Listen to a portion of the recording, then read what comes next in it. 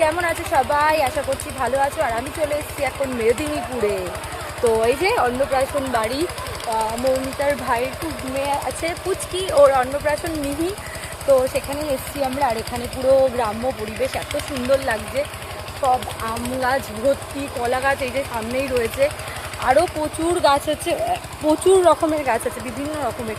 তো আমরা হেঁটে হেঁটে একটু আশেপাশটা ঘুরে ঘুরে দেখছি। তো ওদিকে দেখো একটা খাল, ওদিকে এখানে প্রত্যেকটা বাড়িতে তুলসী মন্দিরগুলো সুন্দর সুন্দর করে করা আছে। এর আগেও আমি একবার এসেছিলাম 2 বছর আগে, তখন আমি ব্লগ করেছিলাম, তোমাদের খুব ভালো লেগেছে।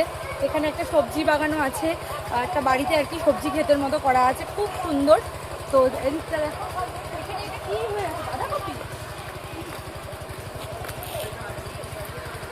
এ দেখো ফ্রেন্ডস, এখানে বাঁধাকপি হয়ে আছে, ছোট্ট একটু জায়গার মধ্যে বাঁধাকপি হয়ে আছে, দেখো কত সুন্দর সুন্দর। এগুলো তো জবা ফুল গাছ। আর ওদিকে তো কচু গাছ ভর্তি, এখানে আম গাছ।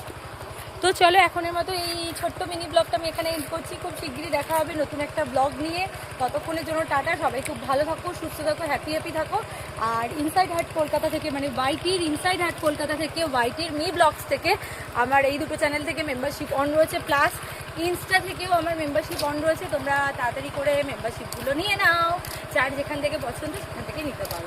চলো এখনের মতো টাটা।